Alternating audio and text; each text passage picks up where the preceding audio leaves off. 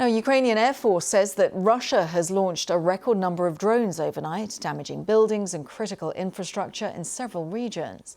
The attacks took place across Ukraine, with officials describing them as massive in scale. 188 drones were involved, many of which are believed to be Iranian-designed Shahed unmanned aerial vehicles. 76 were shot down and another 95 were either lost from radar tracking or brought down by electronic jamming systems. So that would suggest at least 17 got through. The Air Force says Russia also fired 4 Iskander-M ballistic missiles, but did not say if they were intercepted. Here's our diplomatic correspondent Paul Adams in Kyiv. Yeah, well, certainly we were aware of a very significant amount of activity late last night. It went on here in Kyiv for a good couple of hours, and you could hear explosions on a pretty regular basis towards the edge of the city. So there was a lot of activity. We think that quite a significant number of drones arrived in this general area. But that figure of 188 is the largest for a single night anywhere at any time over the past best part of 3 years. It was all over the country, as we have often seen in the past.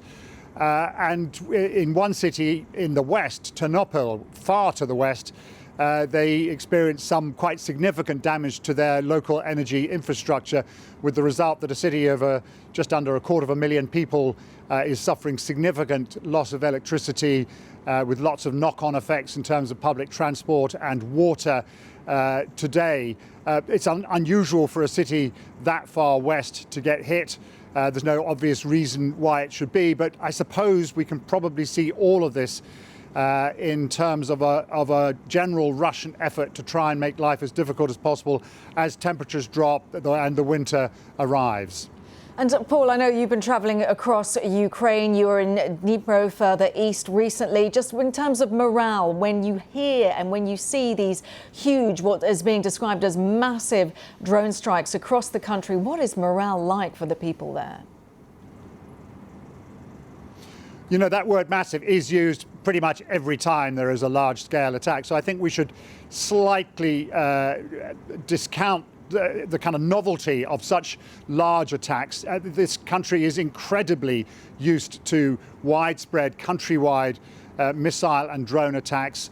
The fact that the number is higher may be of some significance, but it's not unusual, and the people here are very used to it. In Dnipro, as we walked around the streets there, the streets were echoing to the sound of generators, large and small, as businesses and shops and restaurants keep their business open, their doors open, and you know, to the extent that they can, keep customers flowing through the doors. As you go around a city like Kyiv, again, you'd be hard-pressed to really notice very much effect during the day. At night, certainly, it's extremely dark. Last night, as these explosions could be heard, I looked out of my window into streets that were absolutely plunged into darkness. And then every now and again, a city somewhere in the country experiences a sort of catastrophic failure. Odessa, down in the south, was the most recent to have a really significant impact, again with effect on water and transport, and that went on for several days. And so, you know, we do see these happening pretty routinely.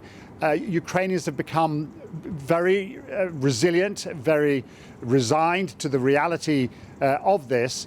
If it's designed to sap morale, well, I suspect that the more sapping effect is the news from the Eastern Front, where everyone knows that the Russians are advancing slowly but steadily across the broad swathe of the fighting in the east, and that definitely is having an impact on morale.